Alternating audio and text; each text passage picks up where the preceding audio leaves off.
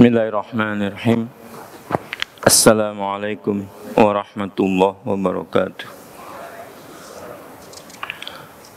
Innal hamdalillah nahmaduhu wa nasta'inuhu wa nastaghfiruh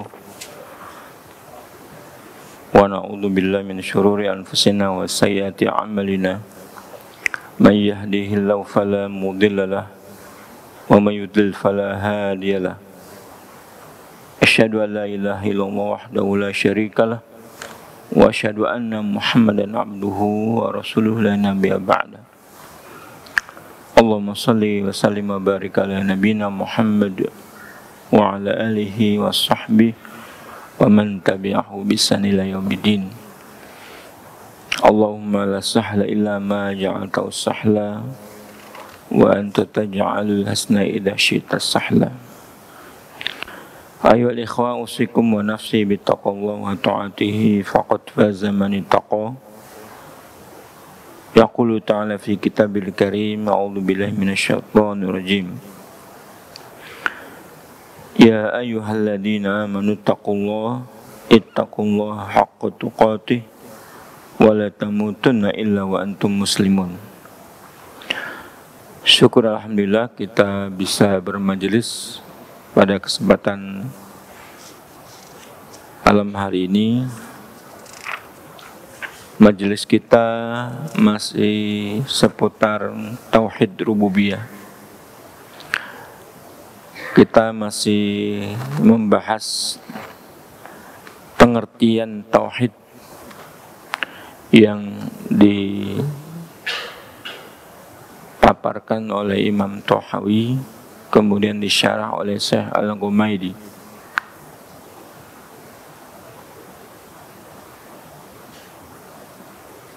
Jamaah yang berbahagia, kalau kita mengulang sedikit ke belakang bahwa tauhid pada prinsipnya ada dua, yaitu berita-berita yang datang dari Allah Subhanahu wa Ta'ala tentang dirinya, tentang Allah Subhanahu wa Ta'ala. Dia pencipta, dia pemelihara, dia pemberi rezeki, dia yang menghidupkan dan dia yang mematikan dan seterusnya. Dia yang menghisab, dia yang memasukkan orang ke dalam surga dengan rahmatnya, memasukkan orang ke dalam neraka dengan keadilannya. Itu semuanya tauhid rububiyah. Artinya Allah mengabarkan tentang dirinya berkuasa atas alam semesta ini. Disebut juga dengan tauhid khabari ilmi. Kabar dari Allah Subhanahu wa Ta'ala sekaligus menjadi ilmu buat kita.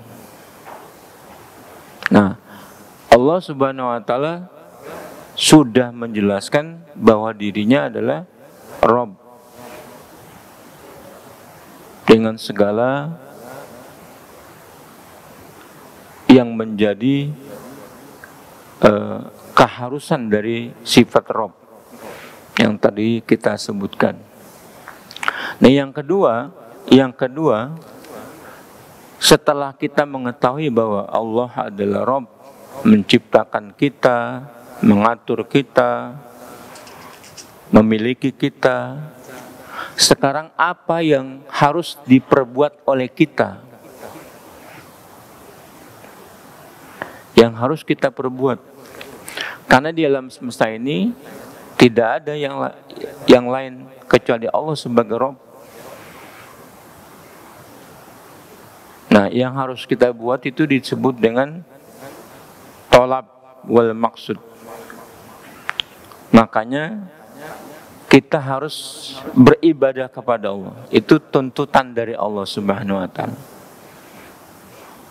Yang dituju dari tauhid setelah manusia mengetahui bahwa Allah adalah Rabbul Alamin. Dalam pengertian yang lain,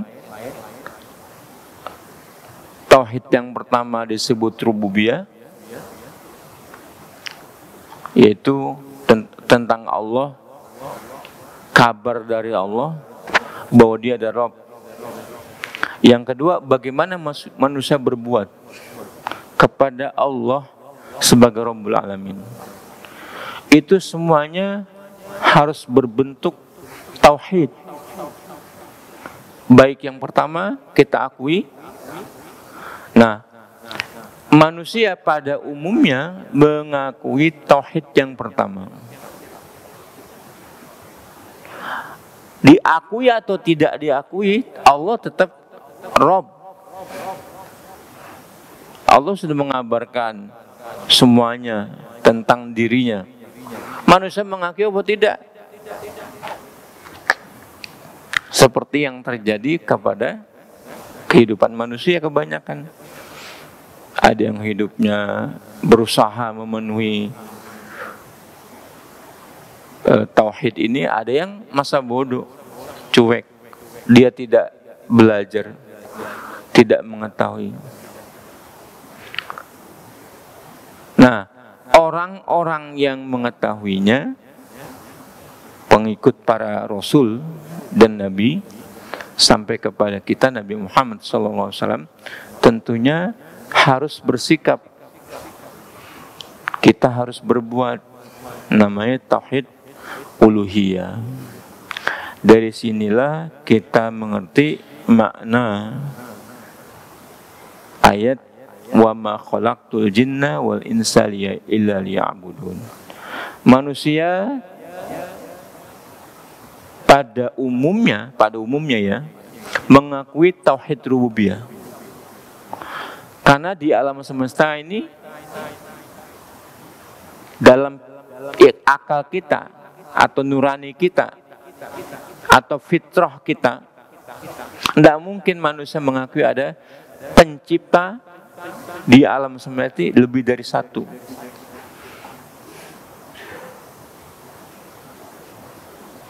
Maka wa ma khalaqtul jinna wal insa illa liya'budun, artinya illa liya'budun illa liwahiduni, mentauhidkan Allah. Tidak aku ciptakan jin dan manusia kecuali mereka mentauhidkan aku.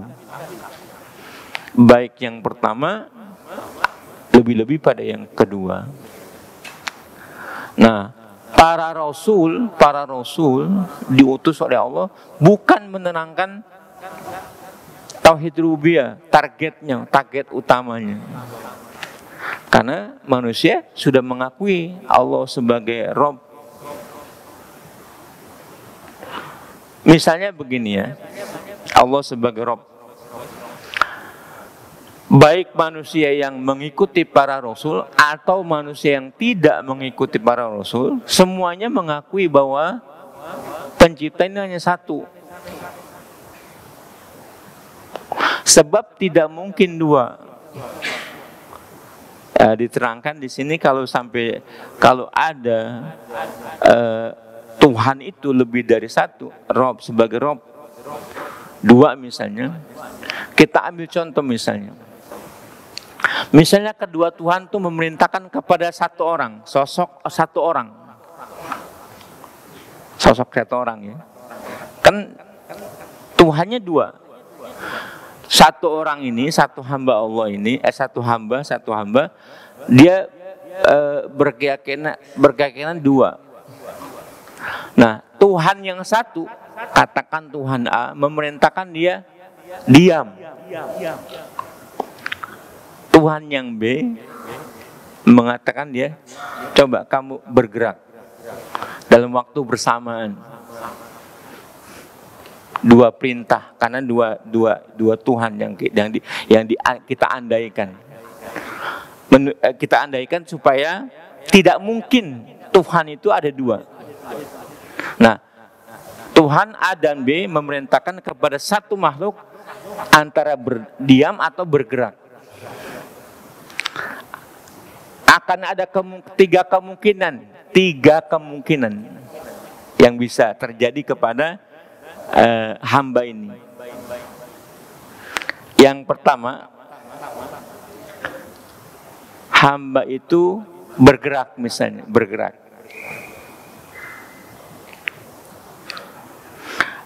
Yang kedua,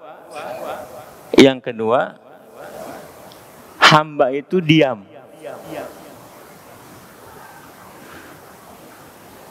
Yang ketiga, dalam waktu yang bersamaan, hamba itu bergerak dan berdiam. Dalam waktu bersamaan, hamba itu bergerak. Maka kemungkinan ini dalam logika, yang ketiga tidak mungkin. Yang ketiga sama sekali tidak mungkin. Bagaimana manusia bisa bergerak dan diam pada waktu bersamaan? Nggak mungkin. Maka yang ketiga kemungkinannya gugur.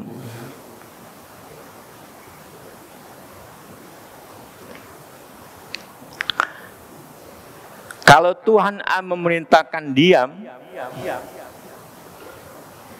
Tuhan B memerintahkan bergerak. Misalnya hamba itu diam.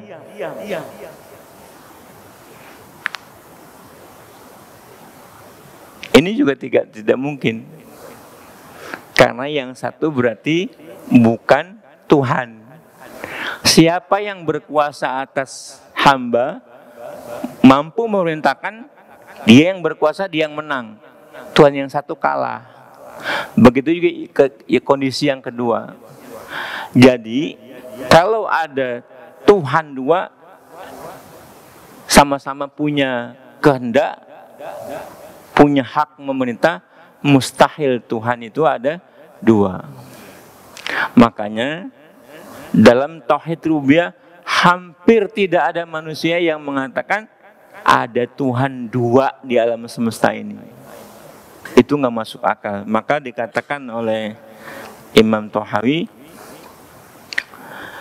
ya, lam yadhab, ya, ila naqidihi ta'ifatun ma'rufa min bani Adam. Bahwa Allah adalah pencipta alam semesta, tidak ada dua yang membuat alam semesta ini. Tuhan itu dua. Ini adalah tidak pernah dianggap oleh sejak zaman Adam ada manusia yang berpendapat Tuhan itu dua. Bahkan hati-hati kita manusia secara fitri mengakui akan hal ini. Misalnya Allah berfirman, afillahi haqqun afillahi syaqqun fatiris samawati wal ard. Apakah terhadap Allah sebagai Rabb, pencipta langit dan bumi, kalian masih ragu? Ini pertanyaan bukan untuk minta jawaban, tapi penegasan dari Allah. Tidak mungkin ada orang yang beranggapan Tuhan dalam arti Rabb bisa jadi dua. Pencipta ada dua, yang memerintah ada dua, yang menguasai kita ada dua. Tidak mungkin.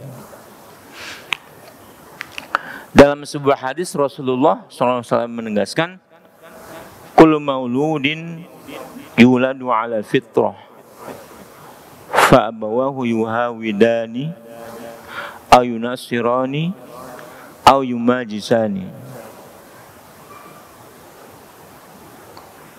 Setiap anak lahir dalam keadaan fitrah, maka kedua orang tuanya yang bisa dia membentuknya menjadi ke-Yahudi-Yahudian, ke-Nasrani-Nasranian, atau ke-Majusi-Majusian.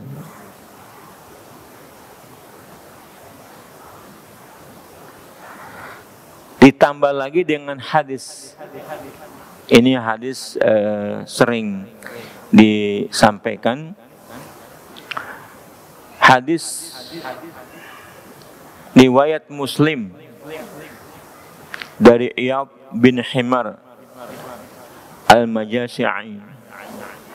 Qala Rasulullah sallallahu alaihi wasallam ma ruwiya an rabbih. Berkata Rasulullah sallallahu alaihi wasallam sebagaimana yang difirmankan dari Tuhannya. Ini kalau ada bunyi keterangan berkata Rasulullah seperti diriwayatkan dari Tuhan, itu berarti masuknya hadis qudsi. Sebab kalau Al-Quran langsung saja Allah berfirman. Kalau Nabi hadis nabawi Rasulullah bersabda. Tapi ada kalimat bima ruwiya an rabbihi, itu namanya hadis qudsi. Hadis qudsi yang Allah berfirman tapi tidak masuk kategori sebagai Quran. Diriwayatkan oleh Nabi menyampaikan, Inni khalaqtu ibadi hunafa. Inni khalaqtu ibadi hunafa.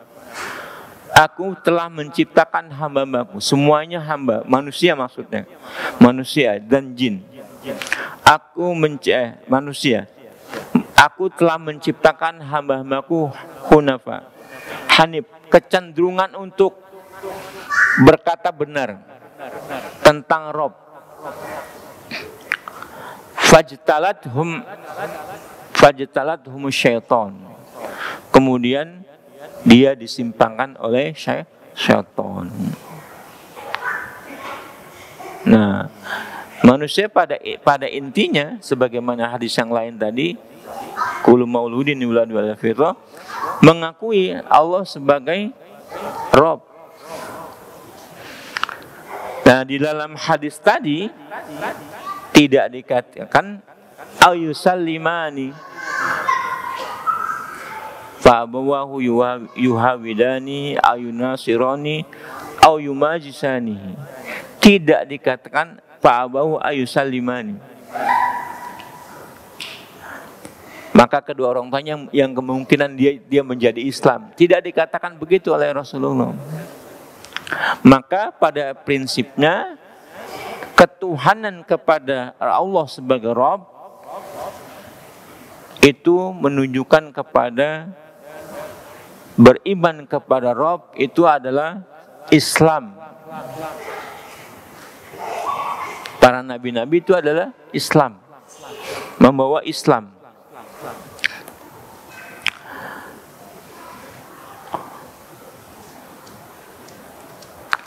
Kemudian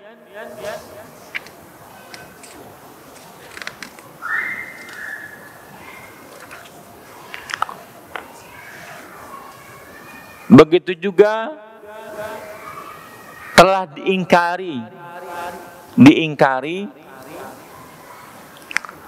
oleh sebagian seluruh manusia bahwa ada manusia yang menolak, termasuk Fir'aun. Kan Fir'aun kan ana rabbukumul a'la. Ana rabbukumul a'la. Dia tidak mengatakan ilah. Ana rabbukumul a'la. Aku ada Tuhan kamu yang paling tinggi. Tuhan, Rabb, pengertian Rabb. Aku ada Tuhan kalian yang paling tinggi. Ana rabbukumul a'la. Nah, Fir'aun dalam hatinya padahal telah mengetahui, disebutkan oleh Allah Subhanahu wa taala, laqad alimta ma anzala haula'i illa rabbus samawati wal ardi basair.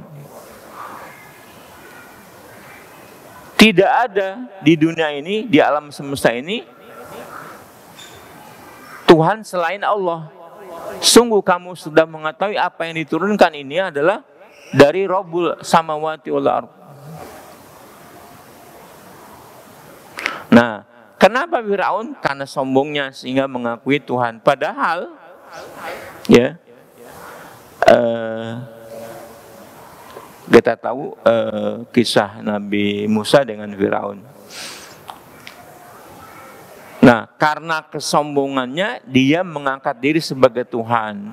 Kemudian rakyatnya disuruh menyembah dia. Dengan cara apa? wajahadu biha wastaiqatna wajahadu biha wastaiqatnatha anfusum dzulma wa ulwa. Maka Firaun menolak, makanya dia menolak tentang Allah sebagai Rabb, padahal hatinya masih yakin. Hatinya wastaiqanatha anfusum, padahal hatinya yakin itu hanyalah perbuatan yang istikbar karena kezaliman dan merasa sombong.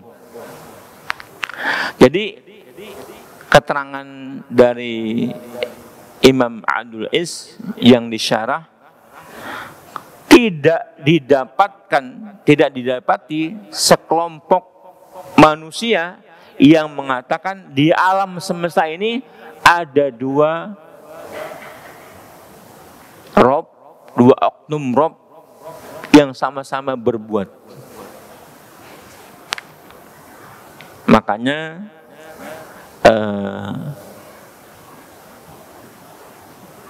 ketika Allah Subhanahu wa ta'ala menciptakan anak Adam,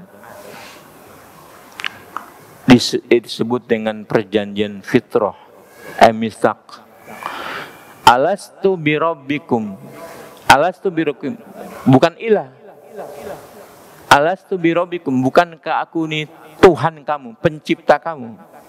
Otomatis semua manusia mengakui.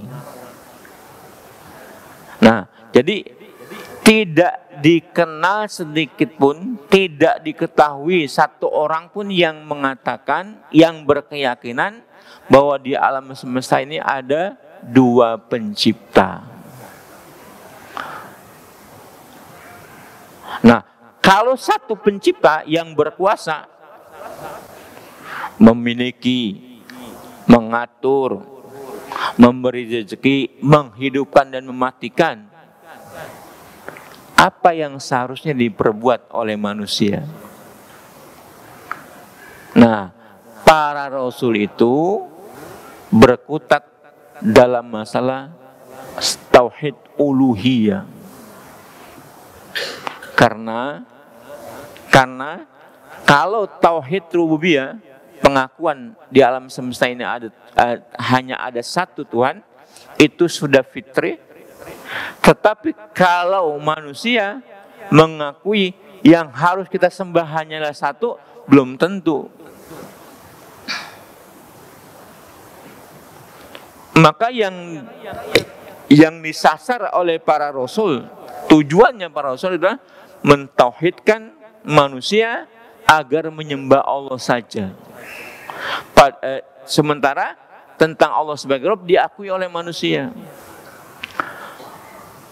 Bahkan orang musyrik Mekah itu sudah mengakui.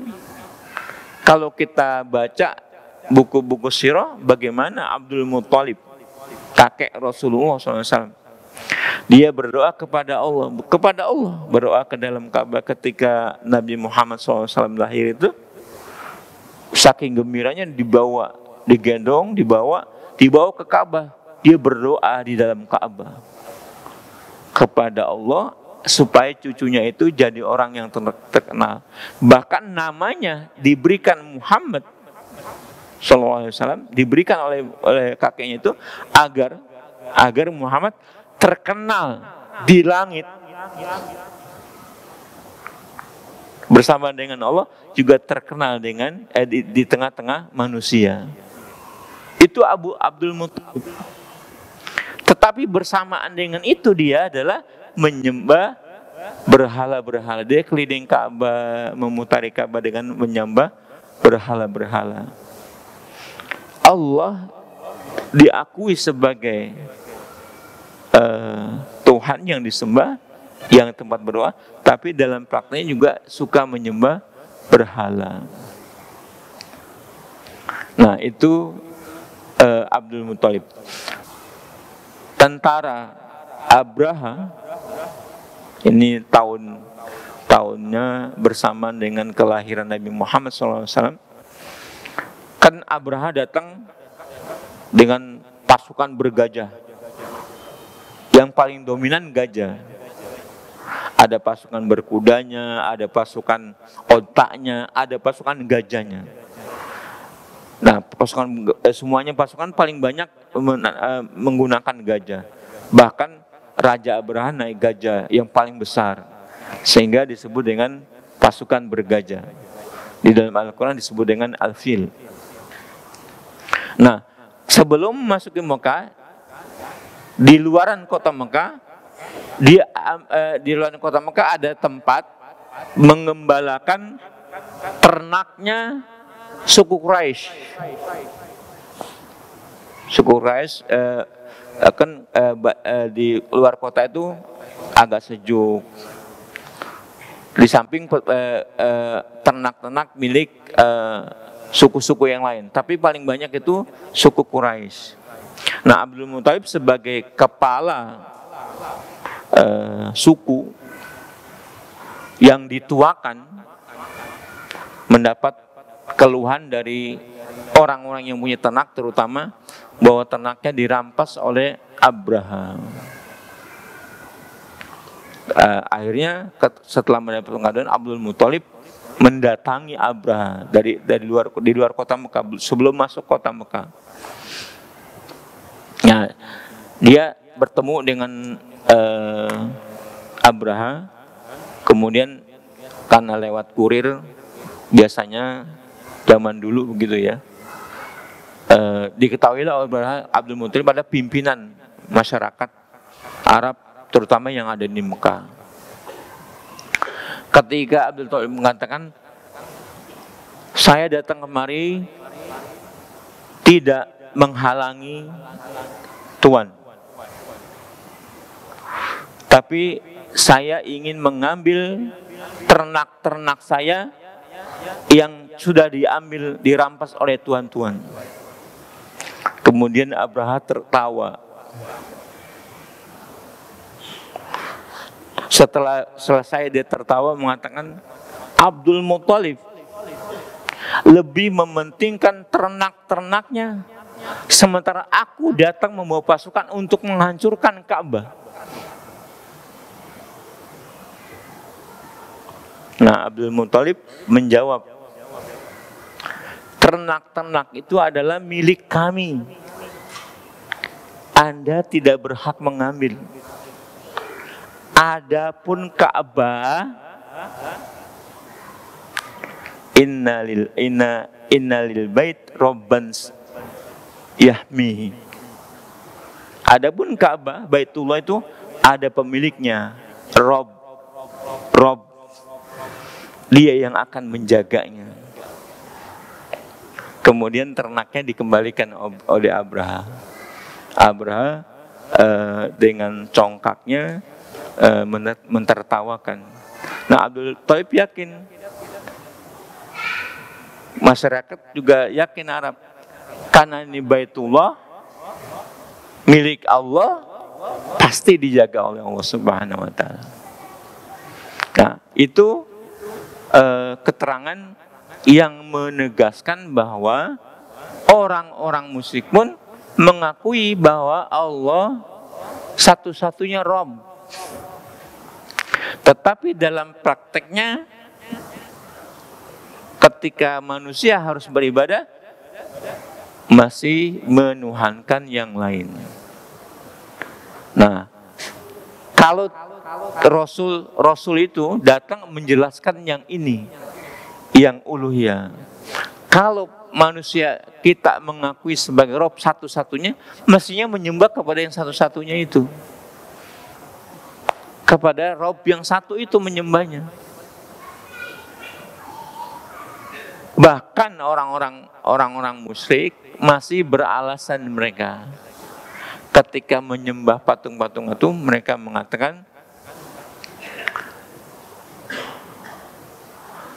ma na'budum illa liqarribuna ilallahi zulfa. Kami sejatinya, pada hakikatnya, tidak menyembah patung-patung itu. Ini alasan orang Quraisy setelah datang Rasul tentunya berdakwah.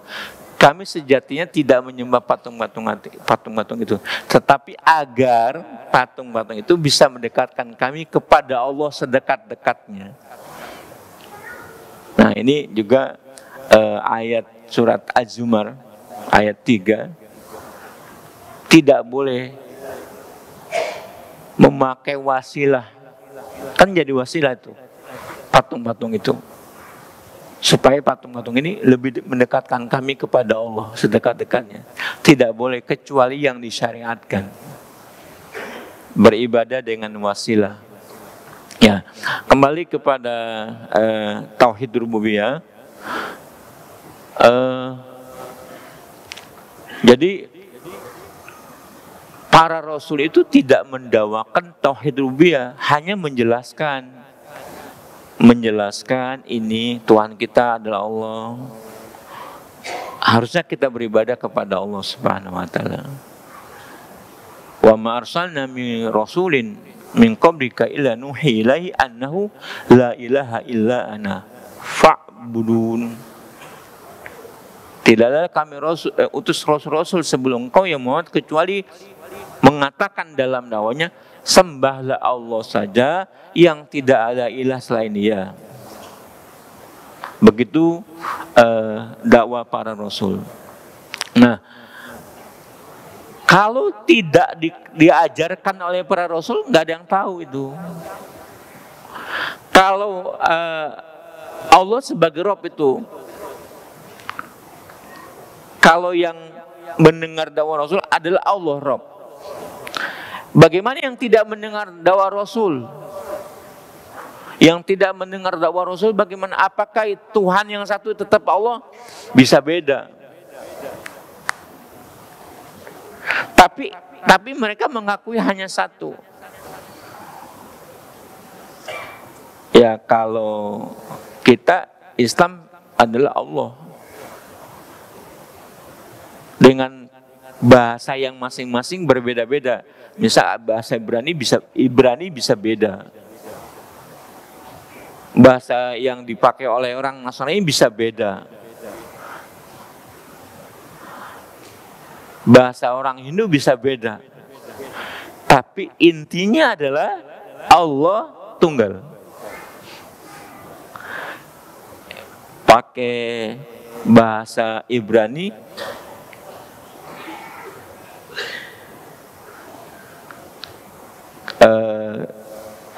Yahweh. Bahasa Arab Allah. Kalau orang Indonesia yang kebetulan agamanya bukan Islam, nyebutnya Allah. Ini nyebutnya Allah, perkaranya dia tidak belajar tajwid, ya. Tulisannya Allah, bacanya Allah Subhanahu wa taala.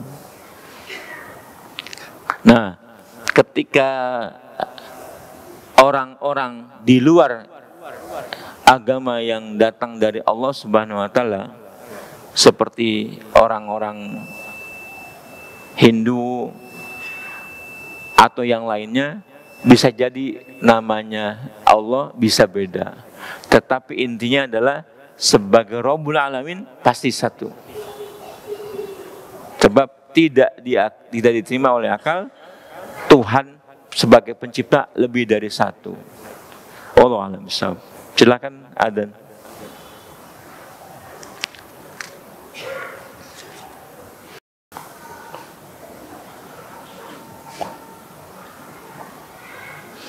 Iya.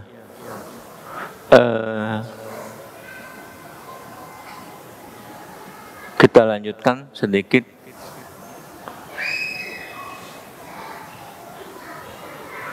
Syirik di dalam rububiyah itu perkara yang mustahil, perkara yang tidak mungkin terjadi, sebab akal tidak menerima ada dua Tuhan di alam semesta ini, dua Rob. Nah, pertanyaannya adalah dalam beberapa ayat kita manusia ternyata Allah menyebutkan bisa ada Rob. Misalnya qul ya ahlal kitab ta'alau ila kalimatin sawa'im bainana wa bainakum alla na'budu illallah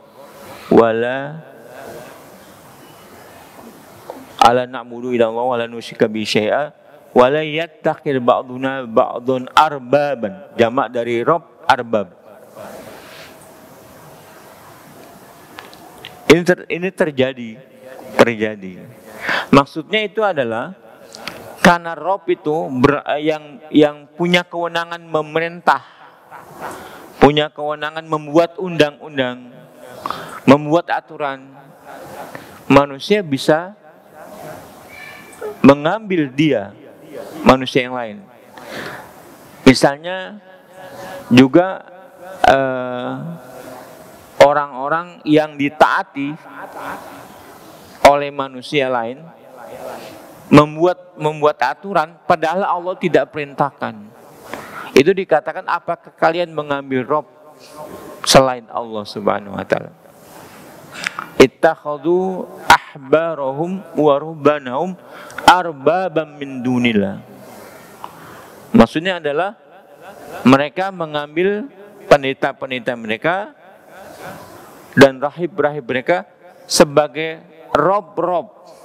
Nah, maksudnya adalah pendeta-pendeta itu memerintahkan, membuat satu undang-undang, kemudian diperintahkan kepada pengikutnya, itu dianggap kalau bertentangan, itu dianggap menjadikan mereka pendetanya menjadikannya sebagai rob yang berhak memerintahkan. Nah, itu ditanya oleh Allah.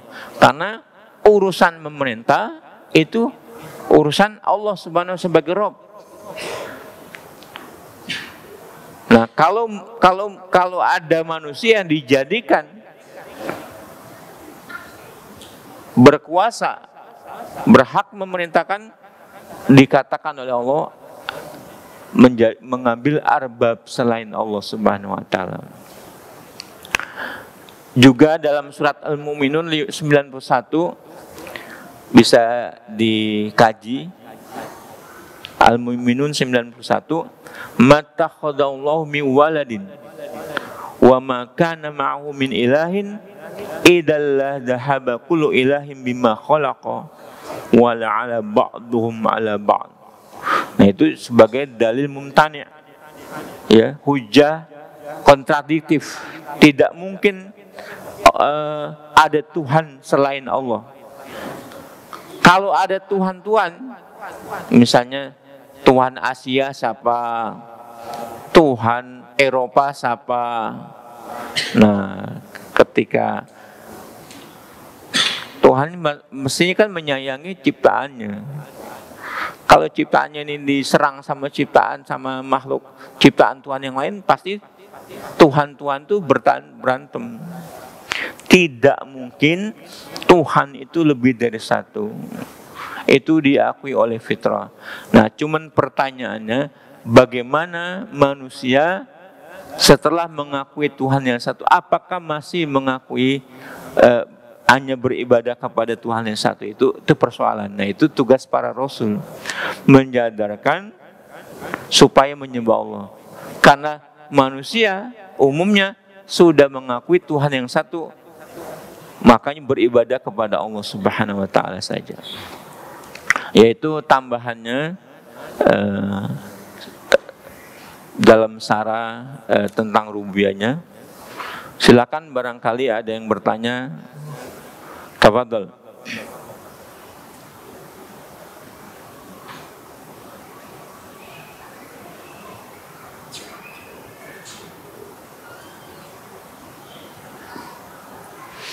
Kalau tidak ada, kita akhiri. Subhanakallahumma rabbana wa bihamdika asyhadu an la ilaha illa anta astaghfiruka wa atubu ilaik. Assalamualaikum warahmatullahi wabarakatuh.